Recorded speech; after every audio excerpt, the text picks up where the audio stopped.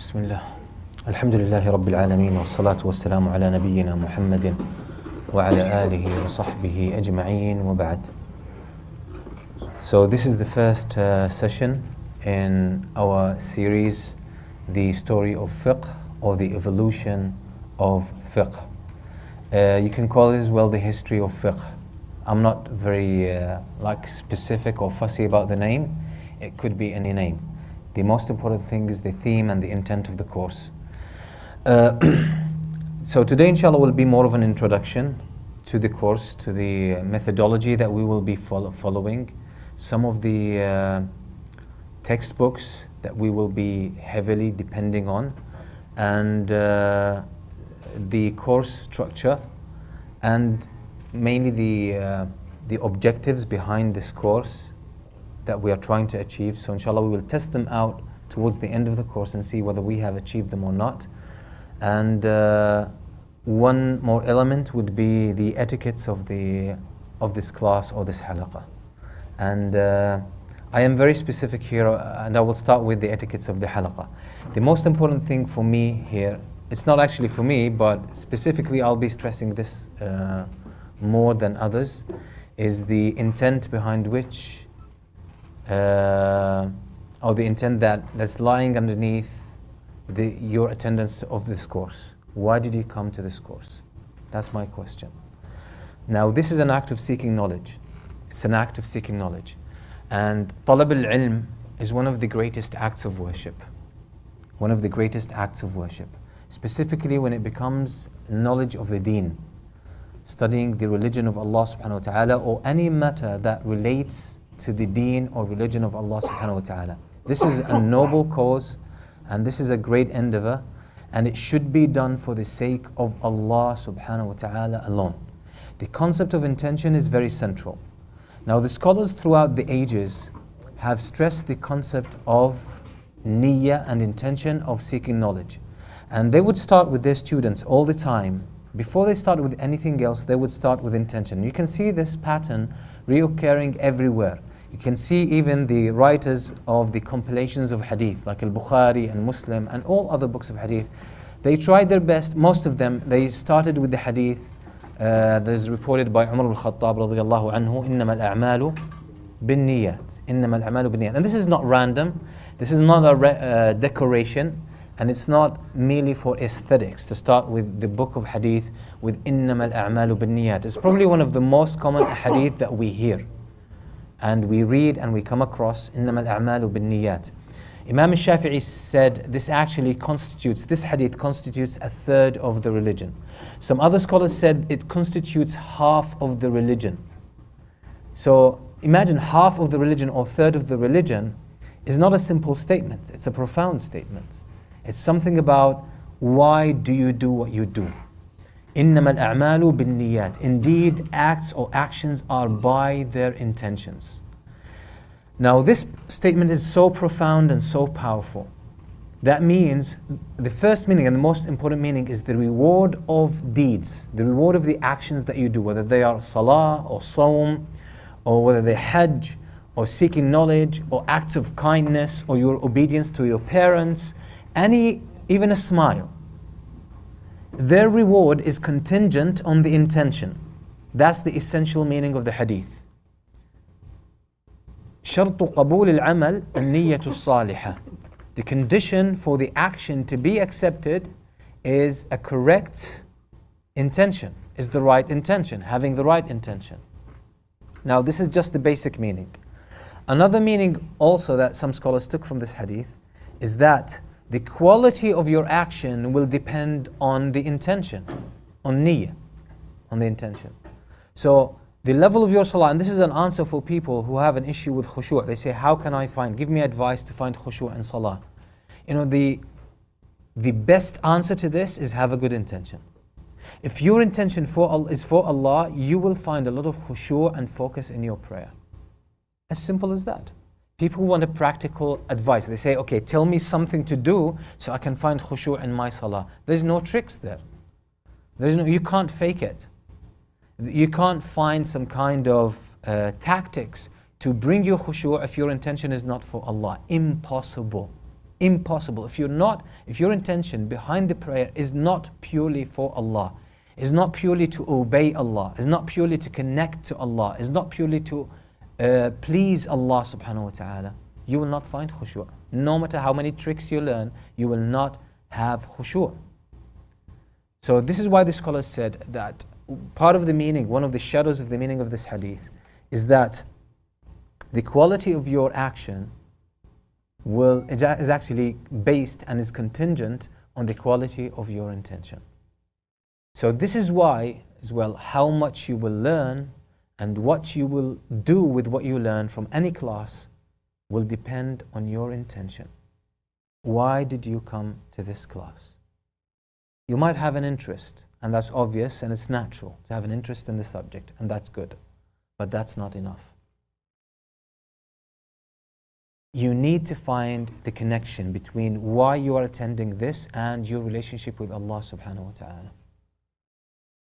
And I hope you won't be thrown away by, or you're thrown off by my focus on intention, but I will stress this over and over again, almost in every session. And I will be a bit strict when it comes to intention. Because there are people who study knowledge, there are people who learn the Quran, and there are people who become knowledgeable. And the reason for all their efforts in studying Islam is actually to be someone that people respect, someone that people refer to, someone that people appreciate and validate. And this is not the right intention. The Prophet ﷺ warned us against this. The Prophet ﷺ warned against this when he said, "Man talab al-ilma liyumariya bihi as-sufaha wa yujariya bihi al-ulama." Okay, the Prophet ﷺ put a warning for anyone who seeks knowledge in order to argue with the scholars and have debates, or for someone to start arguing against people, generally speaking, winning debates. The Prophet ﷺ said, let this person, be assured that this will lead him to an evil end. This is not why we seek knowledge. And Abdullah bin Mas'ud radiyallahu anhu warned us, and he said, إذا ابتغيت الدنيا بعمل الآخرة فانتظر الساعة. If the dunya, pleasures of this dunya or the gains of this dunya are sought through actions that are designed originally for Allah subhanahu wa ta'ala, this is the time you should expect the hour to fall. That's the end of times. And seeking knowledge is meant to be for Allah subhanahu wa ta'ala. So when people seek it for matters of this dunya, matters of this life, as I said, for status, for recognition, for reputation, for arguments and debates, okay, then that's the time, that's the end of times. And that's one of the most evil traits a person could ever, engage in or could ever adopt as part of himself or herself. So this is why we need to make sure that the reason each one of us came here today is to please Allah subhanahu wa ta'ala. Do you see the connection in your mind? That's my question to you. And it's not a rhetorical question. It's not a rhetorical question. Now, I will give you a couple of minutes to write down, because obviously anyone, and I give the excuse today, this is probably the first session, so some of you maybe are unprepared. But from now on, each one has to have their own notebook and their pen or pencil, and you should take notes. You should take notes, things that you find important. And I don't stress any specific types of points, but whatever you find relevant to you, because your notes are a reflection of your learning style. So there's no one style here that will be forced on everyone. Your learning style is different. So whatever notes you find relevant and you find most important, you make sure you write them down. So you can write now on your notebook or on your phone if you have a phone, or even just do it on your mind. I'm going to give you a couple of minutes. Find out the connection between you attending. I want you to see how attending this class connects you to Allah subhanahu wa ta'ala. I want you to think about it. Each one of you will have their unique way, by the way. It doesn't have to be the same. But we have to have good intention. We have to have good intention. And this is something, by the way, this is not psychology as some people claim. Some people have been saying, okay, this is psychology. I'm telling you, anyone, when you talk about intention and about the details of the self, and this is what the scholars of Islam call khafaya nafs. These are called al-fiqh al-akbar. Like Imam Sadr al-Sharia, one of the great scholars of fiqh and usul al-fiqh. He wrote one of the best books in usul al-fiqh. Sadr al-Sharia, he said, حقيقة الفقه عند الصدر الأول. The reality of fiqh among the early generations. حقيقة الفقه عند الصدر الأول هي العلم بالله. The reality of fiqh among the early generations, he's talking about the companions and the tabi'een, is knowledge about Allah, والمعرفة بخفايا النفس, and knowledge about the hidden aspects of the self. Now today you teach people about this. Some people come and say, oh, he's talking about psychology. This is not Islam. Anyone who says this, I assure you, he knows nothing about the heritage of our scholar. This is someone who claims to have knowledge, but he doesn't have it. Anyone who's read the books of our great scholars throughout the ages, anyone who's aware of the companions of the Prophet ﷺ and how they dealt with different affairs of the religion, they have gone into details in these things. And anyone who claims this is psychology and this is like this and this is not Islam, this is not the style of the scholars, this person doesn't know the scholars. And I bet if you investigate, you'll find that this person never studied with a scholar properly. Maybe they met a scholar for a couple of days or a couple of weeks. That doesn't make them a proper student of knowledge. That's nothing. If you haven't studied for years with a scholar and you haven't spent a lot of time with them, seeing exactly how they tackle different issues and how they structure their knowledge and how they teach their students, then you don't know about knowledge. And you are not in a position to speak and make judgments. So, this is what Imam Sadr al-Sharia has been saying in al-Tawdih ala al-Tanqih. This is one of the great books of usul al-fiqh. So he said this is what fiqh meant to the early generations. This is why Imam Abu Hanifa, may Allah have mercy upon him, when he spoke about Aqeedah, for example, he wrote a book, and the book is called Al-Fiqh Al-Akbar. Al-Fiqh Al-Akbar. We'll come to the meaning of the word fiqh, by the way, because we're talking about the story of fiqh. So we will analyze the meaning of the word fiqh in the Arabic language, in the early usage of the companions and the tabi'een, and then how this changed. Because the word fiqh doesn't mean today what it meant to the companions. Exactly. It's not exactly the same meaning. There's a difference in the meaning. Although there is a strong connection, but the meaning has changed and has developed throughout the years. And so basically the scholars have always talked about the concept of intention. You need to understand exactly how yourself plays tricks in order to give you the impression that you're doing something for the sake of Allah when you are doing it for your own interest, for your own benefit, or for a certain motive that you have, and that's specific to yourself, and that blemishes, and it could annihilate your intention for Allah subhanahu wa ta'ala. And this is why the Prophet ﷺ described, when he saw the companions talking about Ad-Dajjal, Masih Ad-Dajjal, they were arguing about him. The Prophet ﷺ said, أتدرون, he said, إذا ظهر الدجال وأنا فيكم فلا عليكم. If the Dajjal, the false Messiah, appears when I am among you, you have nothing to fear. I can deal with him. فأنا حجيجكم. I am the one who's going to defend you against him. You don't have to worry about that.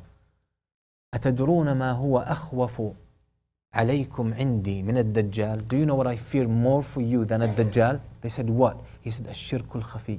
He said, the hidden shirk. What is hidden shirk? So that you do things seemingly for the sake of Allah, but in reality, it's for your own sake. You have an ulterior motive, but you don't realize it.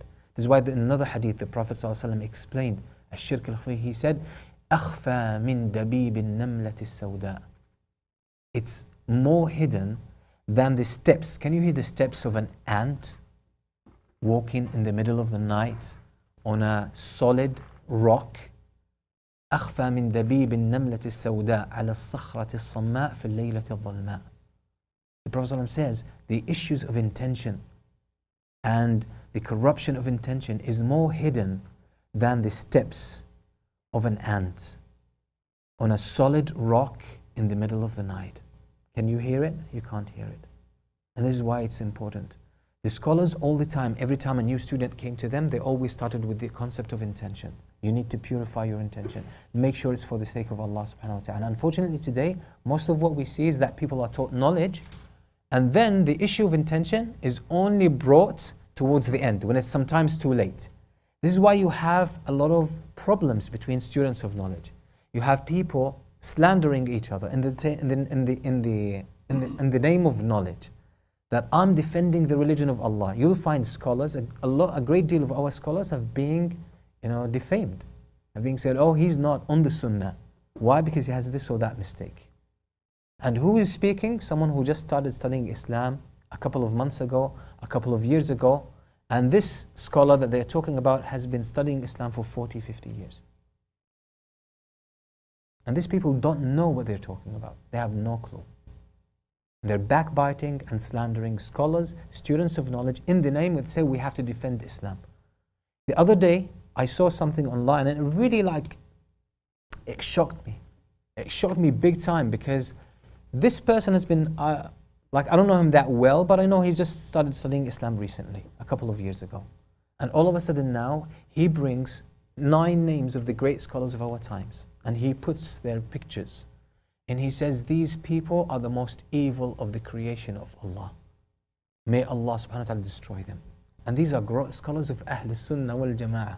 Great scholars of our times. And I was shocked. I said, why would someone like him, he wasn't like this, but why would someone like him go into this? Why would you go into this? And he says, I'm doing this to free myself before Allah. Because I don't want Allah to ask me on the day of judgment why these people were destroying people's minds and hearts and you did not speak up. Subhanallah. Who said Allah will question you about these people when you don't even have the knowledge? Who said you're going to be questioned about this? This is paranoia that some people are spreading around in Muslims, that you have to defame these. You have to say they are off the manhaj. These people are not on the sunnah. These people are people of Ahl Bid'ah. When these are the people who are spreading the sunnah. But you don't have the tools, you don't have the knowledge to teach people. The reason I'm mentioning this is I'm going to be straight and I hope you don't take any offense for this. If you did not come to this class to connect to Allah subhanahu wa ta'ala,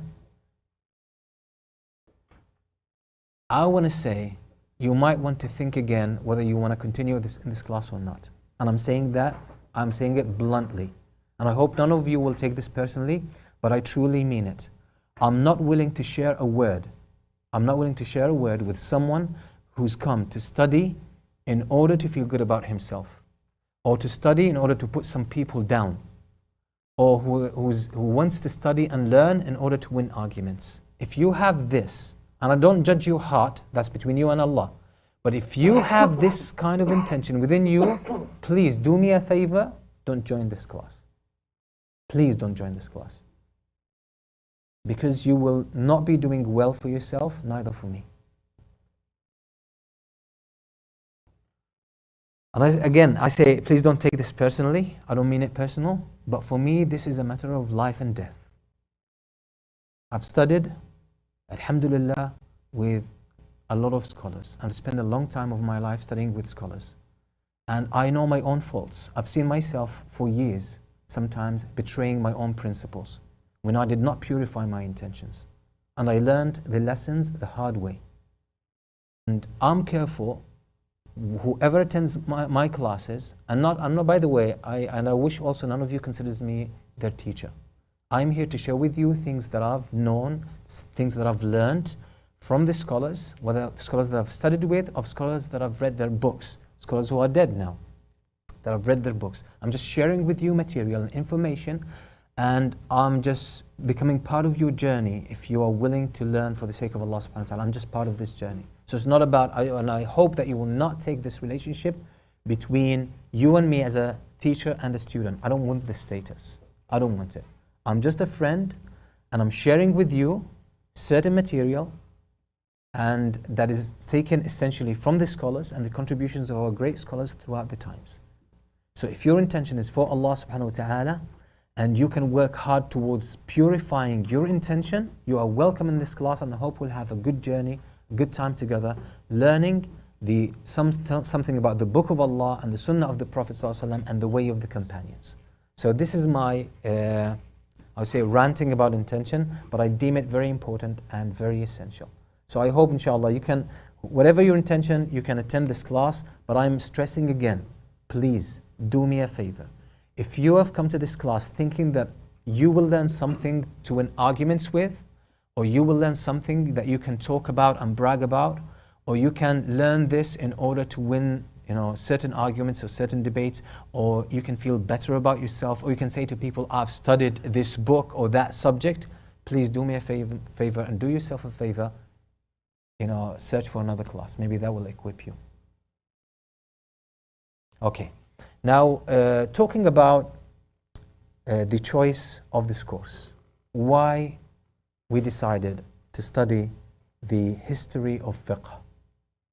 The history of fiqh, or the evolution of the science that we call fiqh.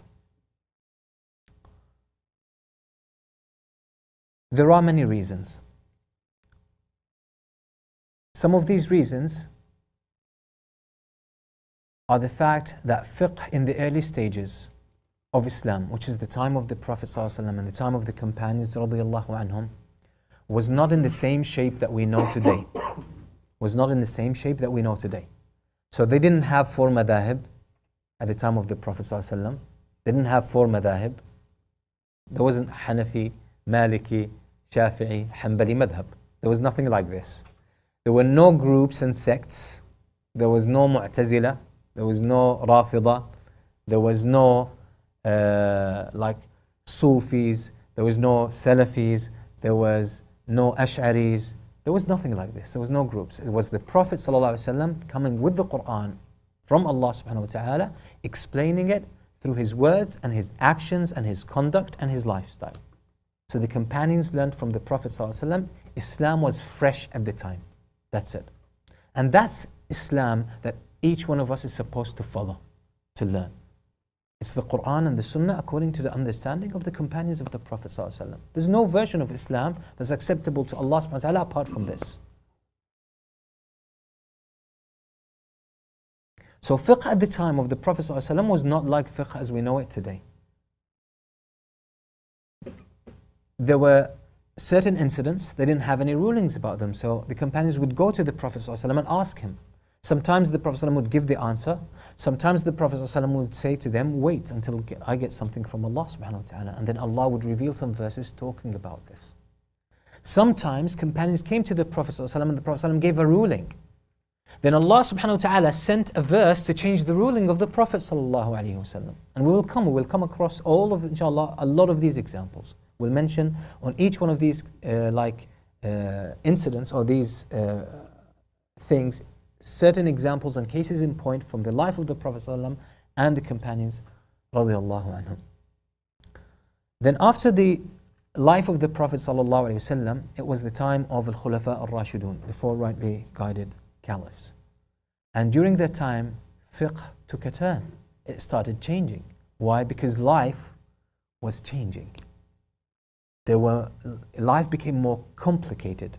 Situations became more complex. Some certain incidents were arising that there was no direct answer or address to them from the Quran or the Sunnah. So the companions needed to use their own understanding of the Quran and the Sunnah that's based on the instructions of the Prophet ﷺ in order to give answers to these new or newly arising situations. This is something that's noteworthy. During the reign of Abu Bakr radiallahu anhu and Umar radiallahu anhu, life was pretty much similar to the life of the Prophet sallallahu alaihi wasallam, the lifestyle and everything. Although during the Khilafah of Umar ibn Khattab, the Islamic State expanded exponentially. Still, people remained upon the same lifestyle of the Prophet sallallahu alaihi wasallam, and this is why, by the way, this is one of the reasons why you find like a small number of fatwa from Abu Bakr radiallahu anhu or from Umar radiallahu anhu, although these two are the most knowledgeable among the companions. By the ijma', by the consensus of the scholars, who's the most knowledgeable among the companions? Abu Bakr radiallahu anhu. Second is Umar ibn al-Khattab radiallahu anhu. So why don't you find so many fatwa from Abu Bakr radiallahu anhu or Umar? Why don't you find much of that? The reason is they gave most of their fatwa by their conduct, by their example.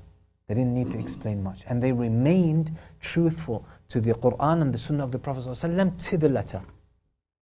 But during the reign of Uthman radiallahu anhu and Ali radiallahu anhu, life became more complex. Because during the Khilafah of Uthman, there was a need to establish institutions in the state.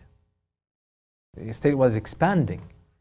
And also, a lot of the non-Arabs they became Muslims, turned into Islam, and they brought into Islam their cultures, their background, whatever they had. So this is why during the Khilafah of Uthman radiallahu anhu, he had to deal with the masahif, the different ways of writing the Quran. There were different styles, seven ahruf of the Quran, how the Quran was written. So that wasn't a problem at the time of Umar radiallahu anhu, or before that, it wasn't a problem. But at the time of Uthman radiallahu anhu, it became such a big problem because people were always bringing their own mother tongue into the Quran. So Uthman radiallahu anhu, with the consultation among the other companions, he needed to deal with this. So this was a newly arising situation, they needed to deal with it. So they needed some kind of ijtihad. So the scholars started to deal with it.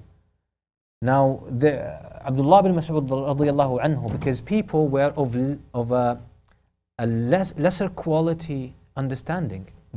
Because as I said, people from other nations, non-Arabs, started joining Islam. They didn't have a clear understanding of the Arabic language. So they needed more explanation of the Quran.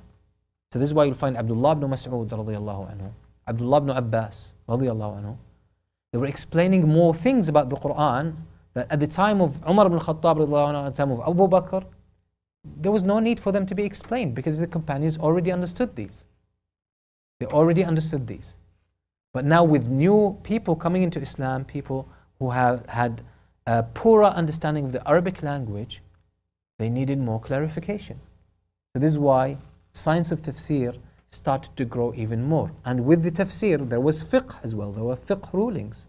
New issues emerged. They needed answer. There was no direct answer in the Quran and the Sunnah. So the scholars among the companions needed to use their intellect and their understanding in order to extract rulings to answer to these situations. And so on and so forth. So it developed. And it continued developing until pretty much the same, according to the same pattern during the life of At-Tabi'een and even afterwards. Slowly until year 150 onwards.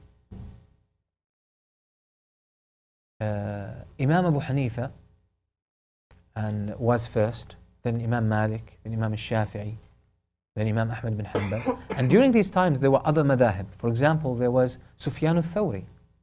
Sufyan al-Thawri was one of the greatest scholars, and he had a madhab. In Egypt there was Al-Layth ibn Sa'd. Al-Layth ibn Sa'd, he had a madhab. What does madhab mean? These scholars tried as much as possible to collect the hadith of the Prophet ﷺ, which was not, there was no Bukhari, there was no Muslim, there was no Tirmidhi, no Abu Dawood, no Nasa'i, no Ibn Majah. Even Imam Ahmad was the latest among these scholars. Musnad Imam Ahmad. So the books of hadith were not really known. There were small parchments like Sahifat Wahb ibn Munabbih. That was just one of the early small parchments, a small collection of a hadith. Among the first collections of hadith was Muwatta al-Imam Malik. Was the Muwatta of al-Imam Malik. That was among the first compilations of hadith. So these scholars needed to study, they needed to travel to get the hadith because the hadith was divided. The companions of the Prophet ﷺ, some of them lived in Egypt, some of them lived in North Africa, some of them lived in Asham, Syria, Jordan, Palestine, some of them lived in Iraq and what's known today as Iran, and in Kazakhstan, in Afghanistan, what's known today as Pakistan and India. So they traveled all to these, and the hadith were dispersed among the companions. Like some of the companions who were in Egypt, they had a collection of hadith, but the companions who were in Iraq had a different compilation of hadiths. Because they mixed with the Prophet ﷺ in different occasions. So they did not collect all the hadith from the Prophet ﷺ. They heard a certain number, this companion heard a certain number, this companion heard a certain number, and so on and so forth. So the hadith were dispersed among all these lands.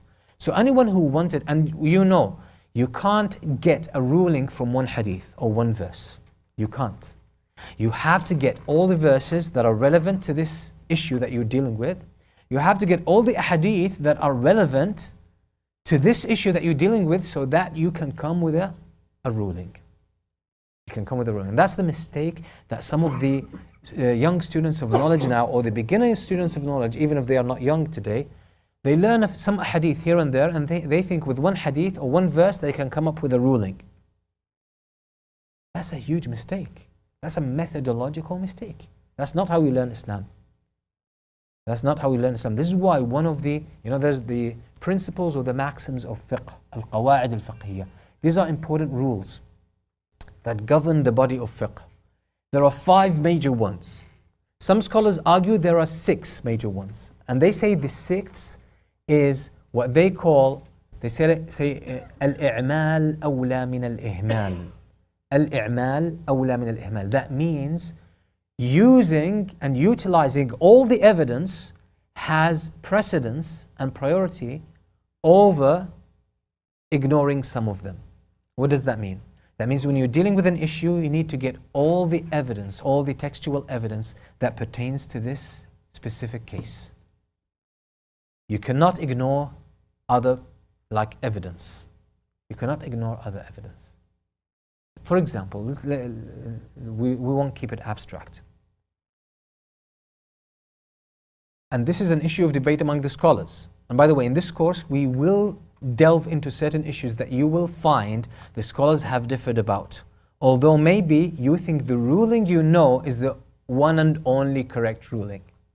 So we will delve into certain rulings and it will show you how the scholars differed, why they differed, and how we should deal with this difference. Some of these issues will be a bit sensitive to some of you, but there's no problem with that. That's actually it's a good sign, because that means now instead of dealing with these issues at a surface level, you're dealing at a deeper level and you're seeing how the scholars actually deal with these things. So it shows a growth. If you feel uncomfortable, it shows now you are growing in terms of this specific issue. One of the issues is, for example, the Prophet ﷺ نهى عن الشرب واقفا. The Prophet ﷺ, he advised against drinking while standing up.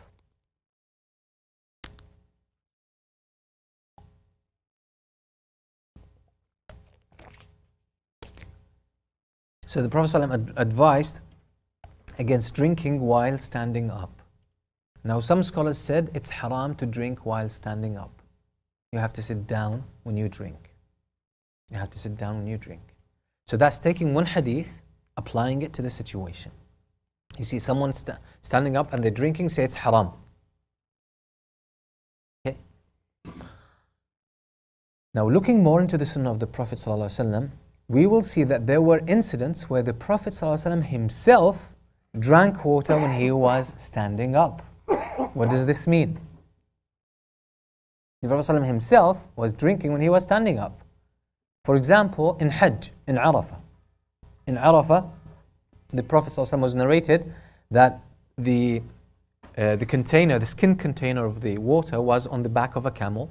So the Prophet ﷺ was standing and he put his mouth on the top of it and he was drinking water. He was sucking water from it. He was standing.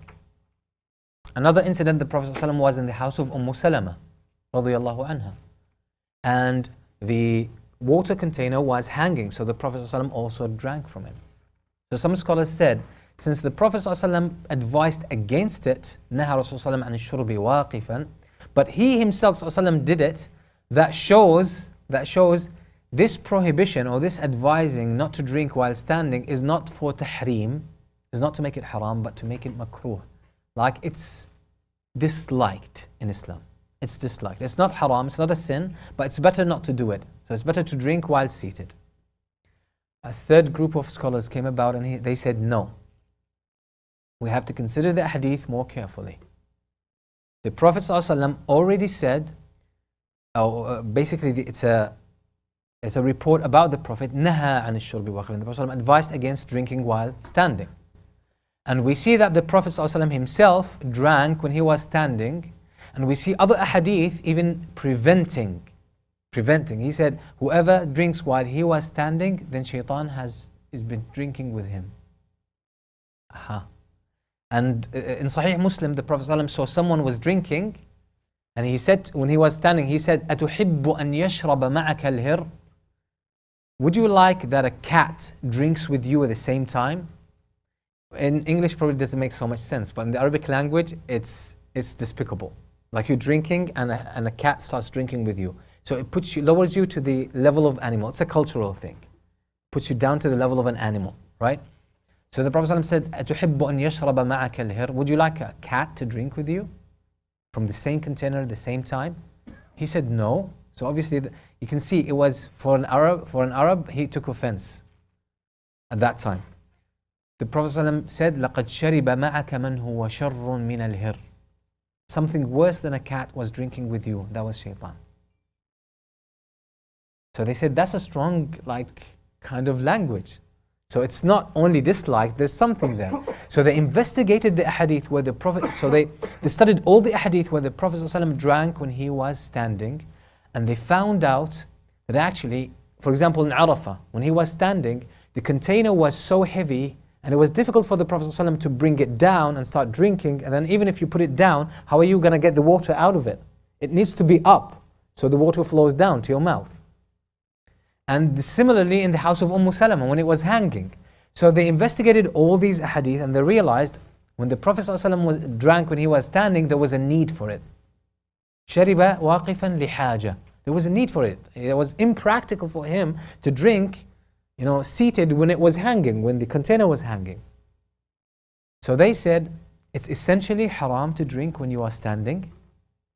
Okay, it's essentially haram. But if there is discomfort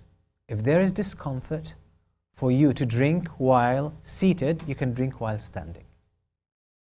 And this shows you that collecting all of these evidence that pertains to one subject helps you arrive at, inshallah, the most correct opinion. Okay? So why did we get here? It was basically because some people learn one hadith or one verse, or they hear the opinion of one scholar, and now all of a sudden they want to convert everyone to that opinion, to their understanding. Anyone who contradicts their understanding or the opinion of their shaykh is contradicting the hadith, contradicting the Quran, he's making a sin. That's the problem with beginner students of knowledge. Not all of them, but some people are just so audacious and so daring, trying to force their opinion on other people. Let's take another opinion, another case.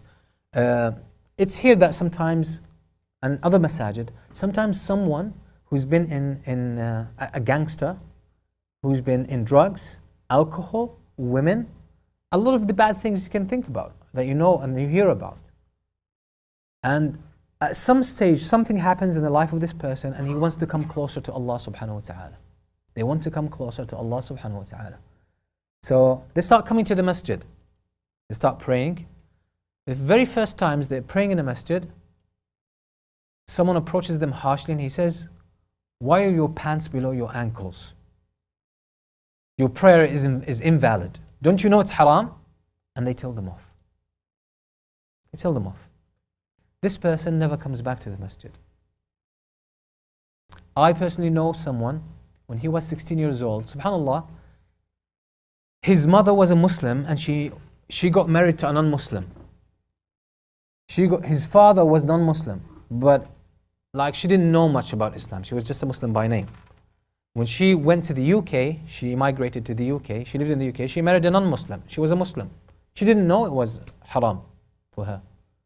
And this child was born, now he was 16 years old. He knows from his mother a little bit about Islam.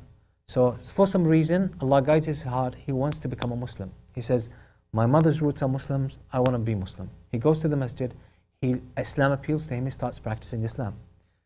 There was, at the time, there was the water dispenser, and he fills up his cup and he starts drinking water. He was standing up. Someone slaps him on his neck, at the back of his neck. He tells me this story. And he says, drink when you're seated. It's haram to drink when you're standing up. He was 16 years old. He said that was the first and last visit to the masjid.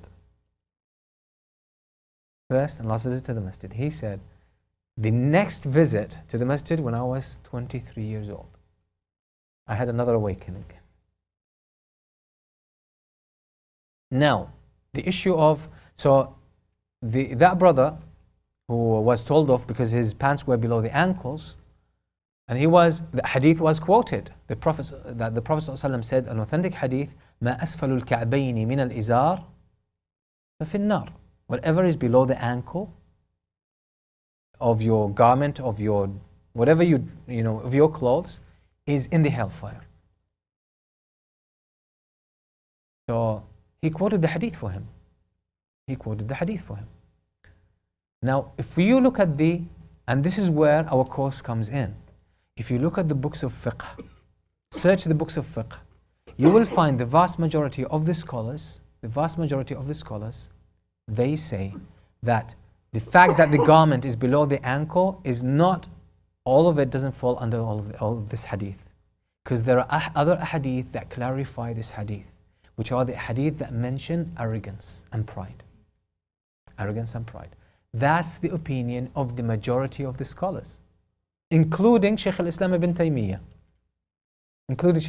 So they say, if it's not done in arrogance, which was a very common thing among the Arabs, by the way, for someone to seem rich and affluent and well off, and for someone to be at the top of their tribe, they needed to have their garment dragging. That was a sign of affluence and status. That was a sign, that's Arab culture specific at those times. And this is why the Prophet ﷺ said, مَنْ جَرَّ إِزَارَهُ خُيَلَاء فَلْيَتَبَوَّأْ مَقْعَدَهُ مِنَ النَّارِ. Whoever drags his garment in arrogance and pride, let him be sure of his position and place in the hellfire. So the scholars of Usul al-Fiqh know this very well. They say, we have to bring all the hadith. So they brought the hadith of Abu Bakr radiallahu anhu. Abu Bakr radiallahu anhu, he had the izar. In Umrah, you have two pieces, right? The rida, which is the top, and the izar, which is the bottom. The izar, which is still in Yemen, in Somalia, certain areas, in Malaysia, Indonesia, they still have this. They still have the izar. Abu Bakr radiallahu anhu was very skinny, very slim. So he would make his izar, but he would make it above his ankles, but still his izar would slip. Because he's so, he had no waist, simply, that's it.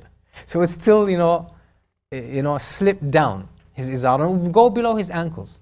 So he said to the Prophet, when he heard the Prophet ﷺ say, مَنْ جَرَّ إِزَارَهُ خُيَلَا, whoever drags or he has his garment below his ankles in pride, then let him be sure of his place in the hellfire. So he came to the Prophet and he said, Ya Rasulullah, inna izari yastarkhi ahyan. My izar slips down because I'm so skinny, I'm so thin. I have no waist. The Prophet said, La alayk. There's no harm on you. فَإِنَّكَ لَسْتَ مِمَّنْ يَفْعَلُهُ خُيَلَاءً. You are not of those who make it out of pride. So the majority of the scholars, they brought this, all of these hadith pertaining to this, and they know what we call in Usul al-Fiqh al-Mutlaq and al-Muqayyad. Mutlaq, an open text. It's open. That includes almost everything. Whoever does this, then he's in the hellfire. So anyone who does this. But there will come another hadith that will give another condition or another qualifying factor to limit the application of this first text. Limit this first text. And this is what they call mutlaq, open text, muqayyad, a limiting text. Open and limited. When you put them together, you get the right context. Otherwise, you would not be doing what Allah subhanahu wa ta'ala intends behind the verse or what the Prophet ﷺ intends behind this, the hadith. But yet, there are scholars who say, no. The statements of the Prophet, we have statements from the Prophet ﷺ that say that it's prohibited, that the garment is below the ankle, is prohibited when it is done in pride. But we have other texts that say that it's prohibited and they don't mention that condition, which is pride and arrogance. So we'll still treat this separate, as a separate ruling, and this as a separate ruling. And this is a very strong opinion, by the way. It's not a weak opinion. If you look, anyone who studied fiqh and usul al-fiqh and he studied both opinions, he knows that both opinions have a strong merit. And it's not easy to actually give one preference over the other. This is why the scholars have differed about this. The scholars, and that's the problem with some beginner students of knowledge. They say, like the madhahib, go against the hadith.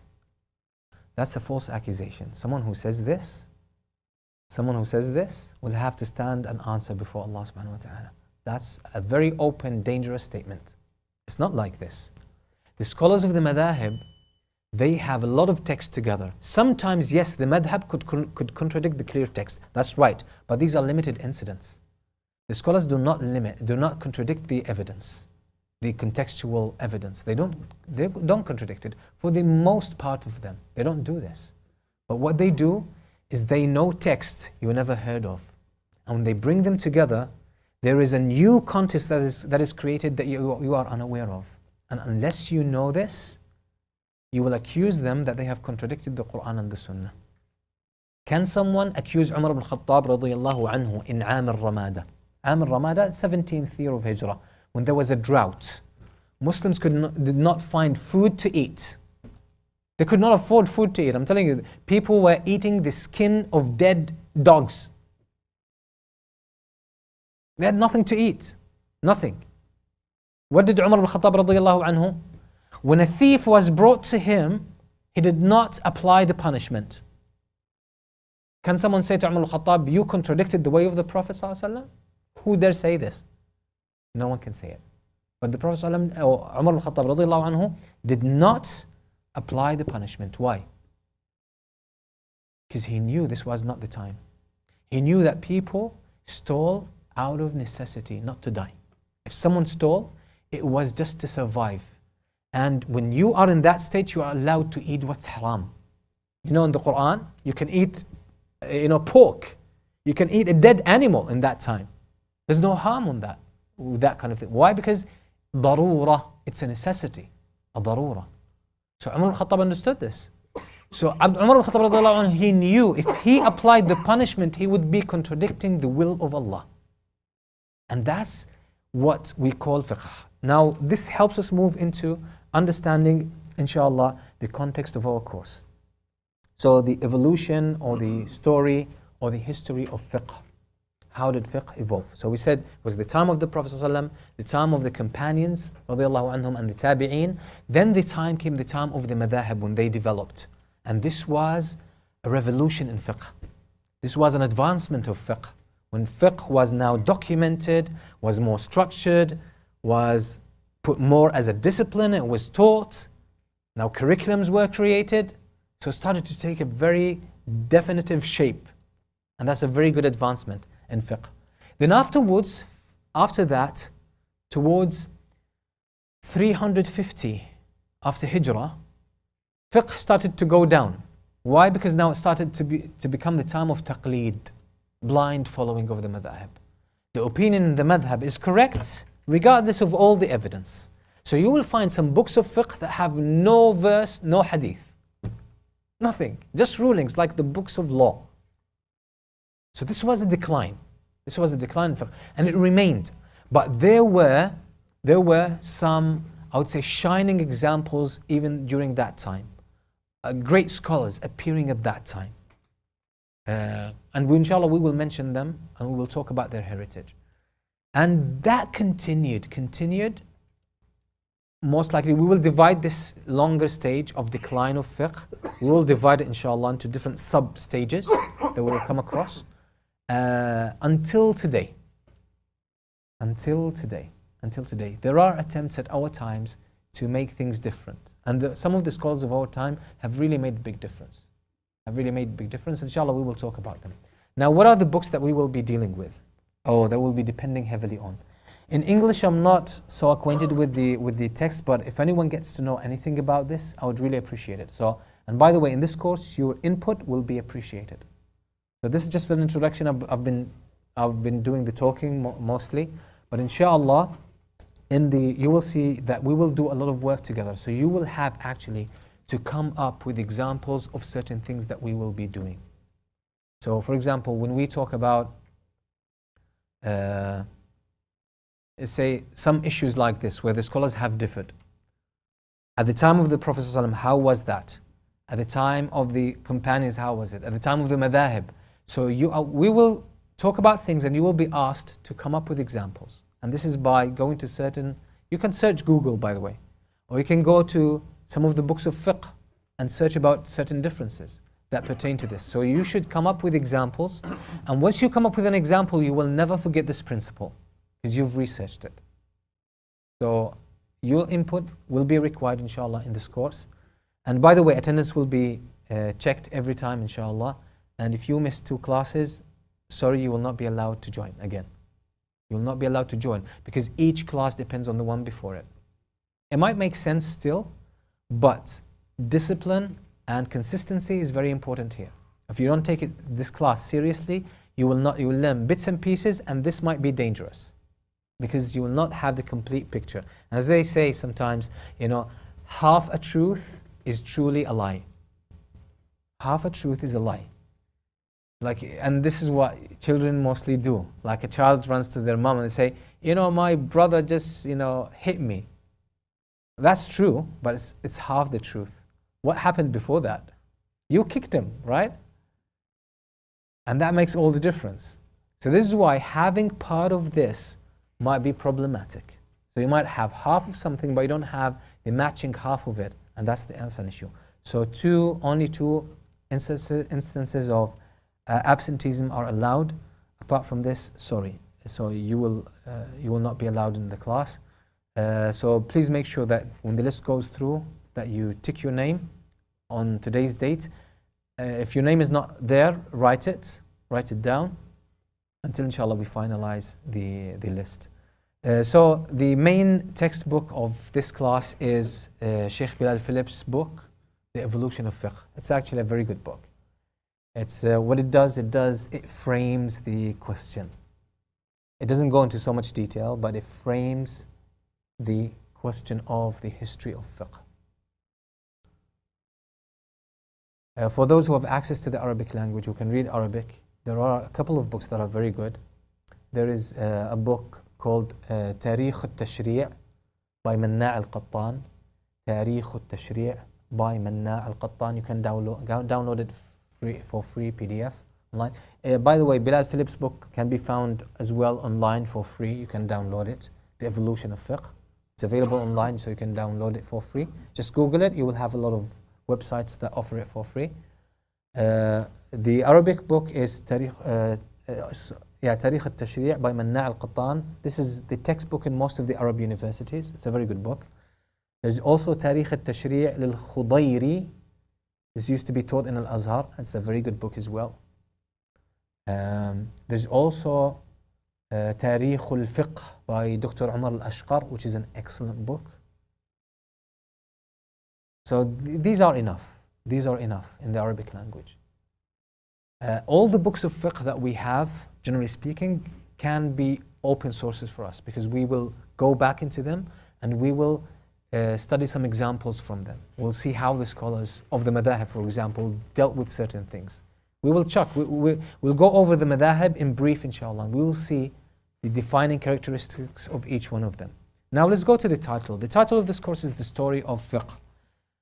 And the main theme is actually the history or the development of fiqh. So we'll study its history and we'll see how it developed, how it evolved throughout these ages. The reason I chose the word story is that, subhanAllah, the human brain understands things by means of narrative. We create a narrative about everything, by the way. And this is how our brain works. This is how we understand. We create a story. And this is why it's easy to remember a story than to remember, isolated facts. And masters of memory, what they do today is that if you give them a list of things, they can remember a list of 100 things by naming them once. How do they do this? As you're mentioning these things, these isolated things, they will create a story, a narrative around them.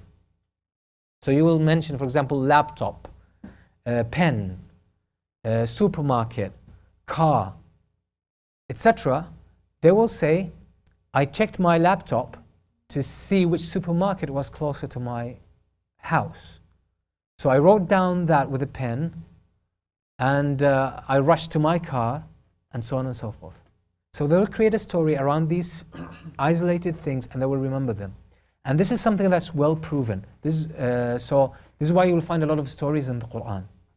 This is why you will find a lot of stories.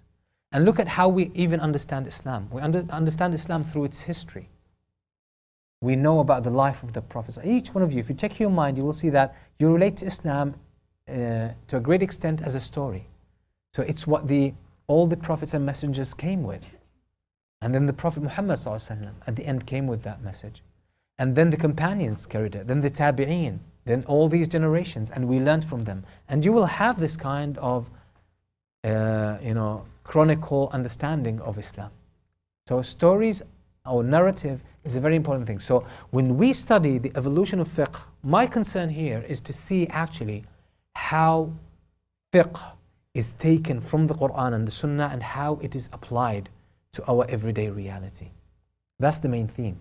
But when we approach it through the story that fiqh went through the history of fiqh, it will make so much sense and you will see how it developed and evolved. And subhanAllah, this will help you deal with the differences of the scholars, the differences of our madahib in a very efficient way without accusing people of contradicting the Quran and the Sunnah, without accusing people to disregard the revelation, or without accusing people of belonging to this or that sect. On the contrary, you will see the richness of the fiqh of Islam. And you will see the wisdom of Allah subhanahu wa ta'ala. You will see why Allah left certain things open. You will see there are things that Allah subhanahu wa ta'ala could have said this is haram, but Allah didn't say they are haram. And He left it for Muslims to differ about. He left it for Muslims to differ about. And this is why the scholars sometimes, they stress the fact that sometimes difference could be a mercy from Allah subhanahu wa ta'ala. Sometimes, yes, it could be a mercy.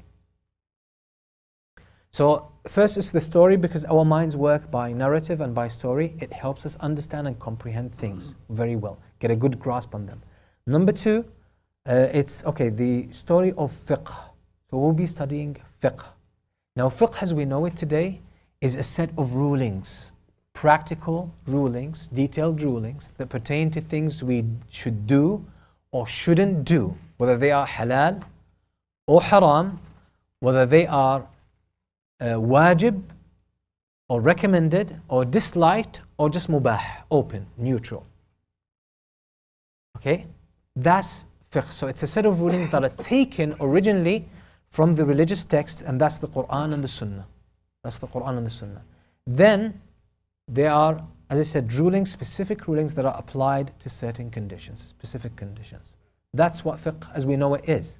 But fiqh at the time of the Prophet ﷺ, it meant slightly something different.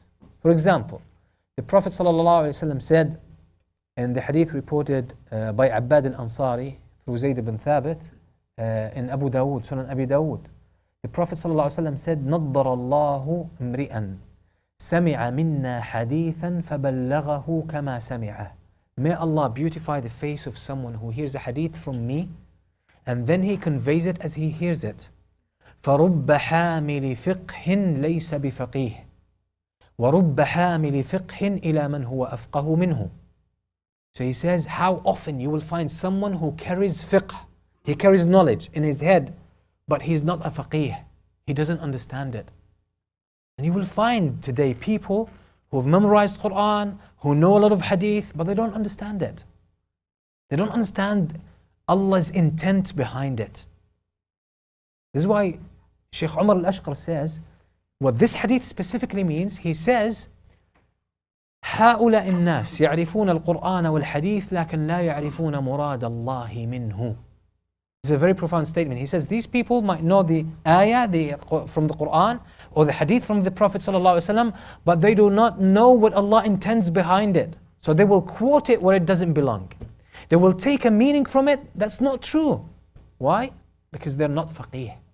They're not faqih. They're just carriers of knowledge, but they are not faqih. So what does fiqh mean?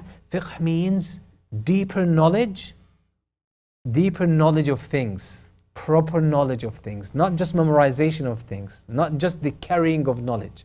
So the Prophet ﷺ says, رُبَّ حَامِلِ فِقْهٍ لَيْسَ بِفَقِيهٍ. How often you will find someone who carries the knowledge, but he's not a faqih. He doesn't understand it. He doesn't have proper understanding. And understanding doesn't mean, oh, I know the Arabic language, so I know what this means. No, that's not what it is. Knowing what's behind it, that's a completely different story. You have to study for years and years and years, and then if Allah gives you that gift, that's something else. Just as He gave Abdullah ibn Abbas. So fiqh is a gift from Allah. Fiqh is a gift. You can study to get it, but it's still a gift of Allah. Allah could give it to you and He could withhold it from you. And then the remainder of the hadith, وَرُبَّ حَامِلِ فِقْهٍ إِلَى مَنْ هُوَ أَفْقَهُ مِنْهُ. And how often you will find someone who carries a fiqh to someone who knows how to understand it. So you'd find someone who will tell you, I know this hadith. Maybe you never heard this hadith, but maybe you understand this hadith more than he does. And this is very common. It's very common. So the meaning of fiqh at the time of the Prophet ﷺ is what the Arabs call diqqatul fahmi. Diqqatul fahmi is preciseness of understanding, or precision of understanding. It's the quality of high quality understanding. That's what fiqh means. This is what Allah subhanahu wa ta'ala, for example, says in the Quran, فَمَا لِهَؤُلَاءِ الْقَوْمِ لَا يَكَادُونَ يَفْقَهُونَ حَدِيثًا. What's wrong with these people? They're unable to understand. يَفْقَهُون.